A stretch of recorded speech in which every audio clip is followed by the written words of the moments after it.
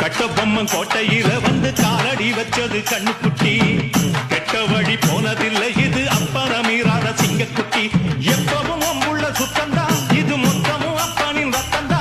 ஆட எப்பவும் அம்புள்ள சுத்தந்தா இது மொத்தமும் அப்பனின் ரத்தந்தா. கோயில் வாசல்ல ஆட நீதி தோக்கணுமா? நானும் பார்த்து நின்னா அது நியாயமாயிருமா?